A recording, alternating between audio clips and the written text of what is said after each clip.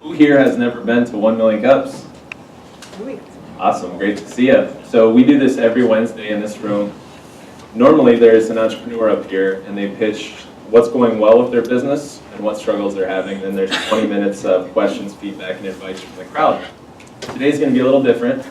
We've set up this panel and we want you to grill them with questions, advice, feedback. But really what this is we want to generate a discussion to see if there's ways that Yankton and Vermillion can link together further culturally and economically. We've got a lot of people up here who have some experience living in both towns and who might have some ideas, but really the real value comes from the crowd here. So we're going to have the whole hour to do that. Normally there's a structured event to this, but today it's mostly just going to be questions. So the premise here is an idea that I've thought about for a while, which is that we're stronger when we brand together. And there are examples of cities who've done this already. You know, Iowa City and Cedar Rapids are 29 miles apart, and they've done it very well. We're 23 miles apart from Vermillion, but sometimes it seems like we're in a different planet. We do a lot of things separately. Even though we drive through Vermillion on our way to Sioux Falls and Sioux City, sometimes we don't know about things that are going on there and vice versa. So we're going to talk about what some of those benefits might be. If we start to look at branding these two cities together, we have a population base of more than 25,000 people. We have USD and Mount Marty. We have a lake, we have river, we have recreation. We've got strong arts, culture, and education. We've got strong medical, manufacturing, and banking. Couldn't we be stronger if we started to tell one story instead of two separate stories? So we're going to explore that. I will be moderating this, and I'm going to introduce our panelists here in a second, give them a chance to introduce themselves, and then we're going to turn it over to you to ask a lot of questions today. I'm going to start off with a couple of questions for each of you, and then we're going to let the crowd jump in. So I guess, Larry, starting off with you right away, tell me about your concept of my theory that we'd be stronger as branding together. Is this something you think is workable? Is it already happening? What do you think of the idea?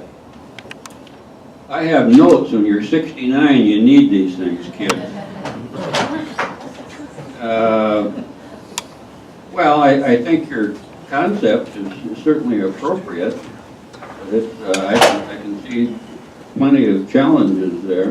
Many of them would probably be self-imposed.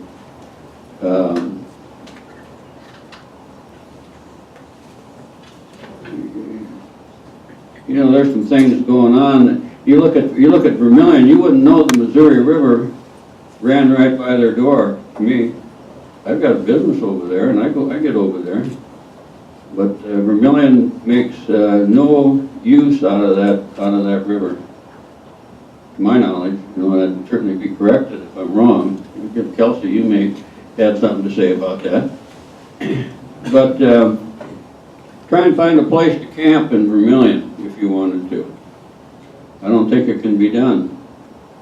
And we're swamped with them here. If I were Vermillion, I'd certainly be looking at some of those opportunities to use that river. It's the only stretch of native river left below probably western Montana.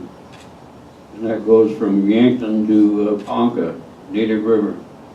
And Yankton needs to make use of that, as does Vermillion, in my opinion. Now I look at Vermillion having a different type of a workforce than excuse me, than Yankton has.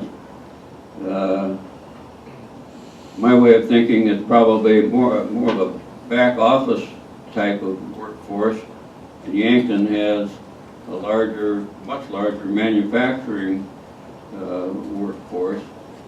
And what can be done between the two communities to enlarge the opportunities that we would have together. I don't know, but that's one thing I'd look at is how can we use Vermillion's workforce to better us and vice versa. Great. So Jim, you've lived in both cities, from Yankton, and you're the president of USD. So what's something that Vermillion has going for it that Yankton might not even be aware of? Well, I think that historically, universities, and I mean all universities, have not been thought of as places necessarily from which businesses can emanate. The assumption is, I think, that students learn and then they tend to be employed elsewhere. We're very much trying to reverse that. My sense is that the relative youth of Vermillion is pretty helpful, and we ought to be able to take advantage of that in this whole area. But students sometimes get the perception that if it's in South Dakota, it just simply can't be quite as good as an opportunity someplace else. And I think part of that is because we're constantly inundated by talk about low teacher salaries. So the perception is that we're not necessarily as economically viable as other states. I don't agree with that at all. So my sense is that just as within the university system, like the one I'm involved in, SDSU and USD, for instance, do a fair amount of things together. You wouldn't know that because we fight all the time on everything else, but that's part of that's healthy. But when we can do things, we work well together and we just don't talk about what we disagree on. So my sense is that communities do not need to feel, it doesn't need to be like it used to be when I was in high school when Vermillion was the mortal enemy because we played them in football and basketball. It just doesn't make any sense for economic development. Well, thank you, and I did notice that you're sitting to the left of Larry, so we've got Republican, Democrat, SDSU, USD in the same room, so very impressive. I thought maybe I'd have to sit between them, but no. I'm going to pass the microphone to Kelsey, and Kelsey has two roles. She's a city councilwoman at Vermillion, and she's also the director of the United Way, which brings up a comment about the United Way right away. Heartland Humane Society is one of those nonprofits in Yankton and Vermillion that's already branded together, that's already spanning both cities. Are there ways other nonprofits could do the same thing? I think there's a lot of room for cooperation between nonprofits. In the nonprofit world, we struggle a lot to cover our costs and keep costs low and things like that. And that's where the collaboration can be really helpful, as well as just having other people to talk to and bounce ideas off of. So many of us are one-person shops, and we don't have coworkers to talk to, so those colleagues are really important. I think already I've got a great relationship with Lauren. We talk a lot, and we have been talking about ways we can collaborate. There are a lot of other organizations that are already doing that. Right now, our two different public transits are sharing a director who's here today, Barb Linsky, and just having those kind of connections makes it so much easier to find maybe the commonalities and the places where we can share resources. I think one of the things that we face from a nonprofit standpoint is that people like to give in their own community. They like feeling like it's local, and so I think we need to respect that, and the fact that we, as much as we share so much in common, we are very different communities. We face challenges that Yankton doesn't, and I believe Yankton faces challenges that we don't. And so I think it's a matter of trying to find those places where we can come together and share resources while maintaining our independence and addressing the different needs that we've got. I have another question for you. So, being in Yankton, I go to Vermillion to eat, to see entertainments, to do my job at university. But I also pass through the town a lot, right? On my way to Sioux Falls and Sioux City. And I gotta think that somebody who lives in Vermillion probably goes to Sioux Falls and Sioux City too. Do you ever go west? Do you ever head to Yankton? I mean, is it something that's on the radar for your family and your friends? I think people do. I think that the tendency is probably to come to Yankton for certain retail things like Menards or something like that we would have there, and the fact that it's closer than Sioux City or Sioux Falls. I know when I was growing up, I took dance here because we didn't have dance in Vermillion, and I was here 3 times a week.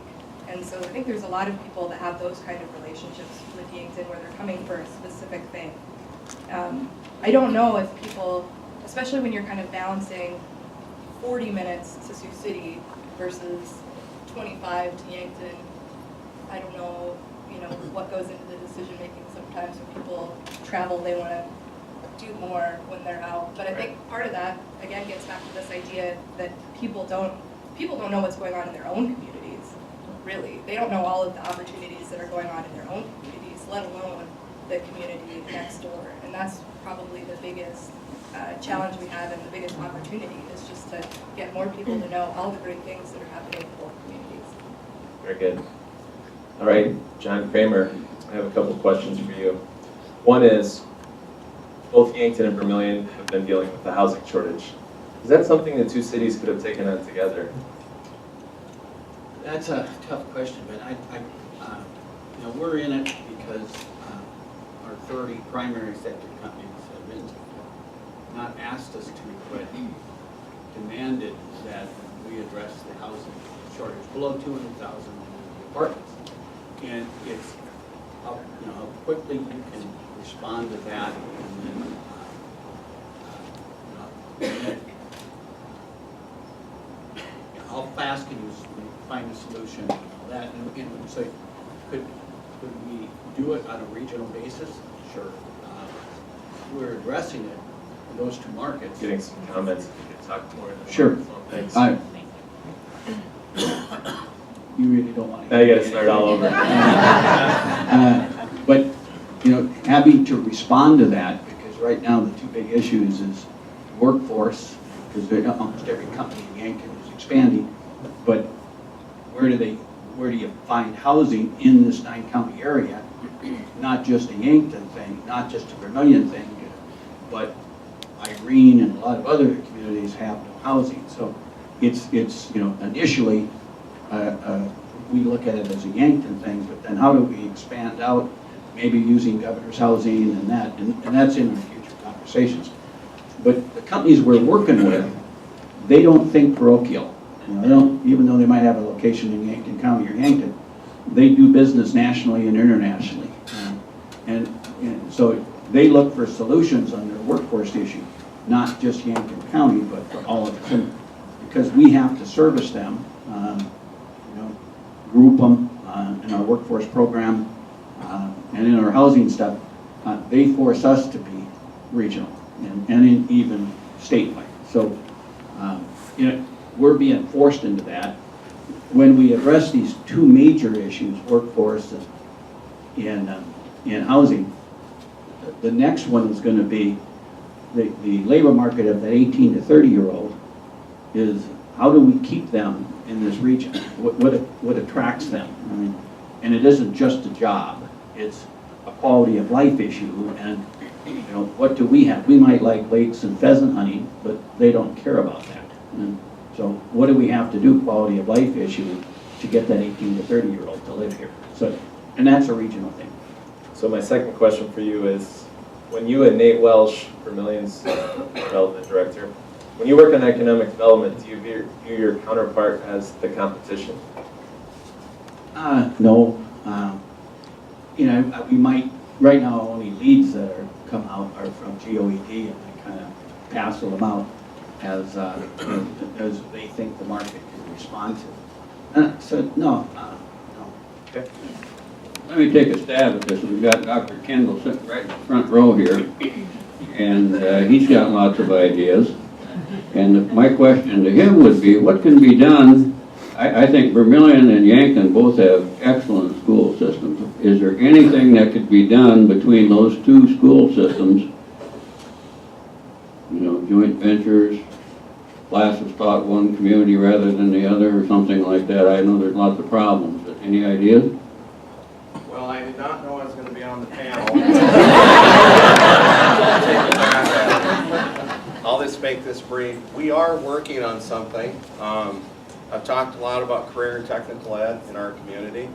We are looking at we're going to put together a 3-year plan to have a regional technical academy here in Yankton. It'd be ran through the high school and RTEC, and we've actually had meetings with 7 area schools, and so we're working on hopefully forming some partnerships that way.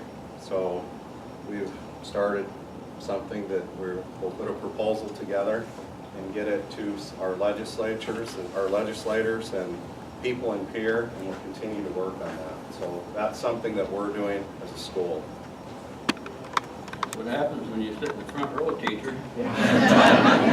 Jim, I'm going to follow up with that and talk about partnerships between USD and Mount Marty. Are there things that are happening now, or are there things that you think could work between the two schools? Well, I do think there are things that could work. But of course, you always have the situation of both institutions wanting more full-time students. So of course, there's always a tension there, just as there is with anything. But I suspect that there are some health areas that we could have some mutuality in. I talked with Tom Lorraine when he came to Mount Marty and suggested that we'd be happy to talk to him about anything that would be helpful, that we have a lot of programs, and if he's interested in our being part of those or doing things together, that would be great. One of the things that I think we've not done particularly well at the University of South Dakota is that I don't think we've been as entrepreneurial as we could be in terms of innovations and startups, which is one reason why your influence is particularly welcome at USD in the business school. But our new business school dean was the associate dean at the University of New Hampshire, where they've had a significant amount of success in startups and new businesses, particularly knowledge-based businesses.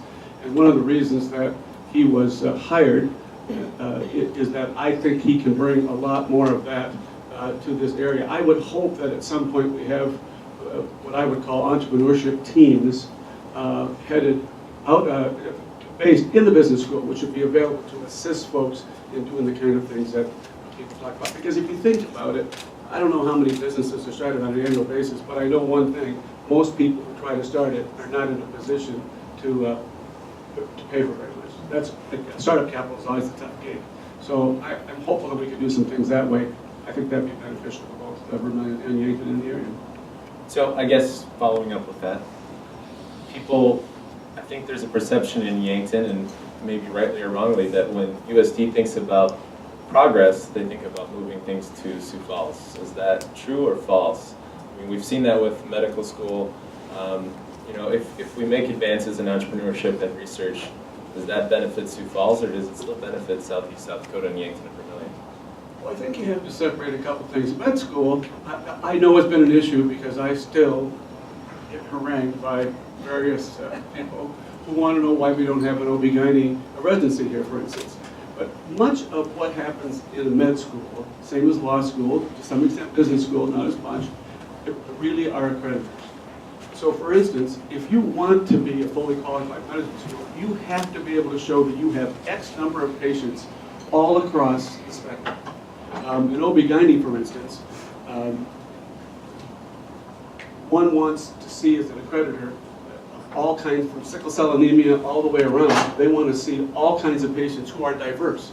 Diversity is not something that we are necessarily specialized in here in this state, particularly this corner. So the emphasis then is, number one, in having diverse patients and a huge number of them. And the second thing is that when I think about Ted Sattler and Brooks Randy and those fellows who spent so much time making our 2-year med school and 4-year medical school, there weren't subspecialties then. So you didn't need a neonatal whatever, for instance, on staff. We can't afford to pay those folks on a full-time basis. So you really have to be where the subspecialists are. And at this point, the subspecialists are in Sioux Falls. So that would be one reason why we gravitate there towards that. Our region, there are things that are done in Sioux Falls because they make sense. Other things don't make sense at all. But I think our goal is should be to try to establish things in this portion of the state that should benefit us.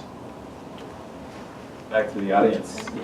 Oh, we got a follow-up here from Kelsey real quick, and then Kathleen, you're next. I just wanted to kind of along the lines of what else can we do. I mean, I think one of the things that has come up over and over again is taking advantage of the tourism and recreational activities. And, you know, you're right, we do not take advantage of the river the way that we should.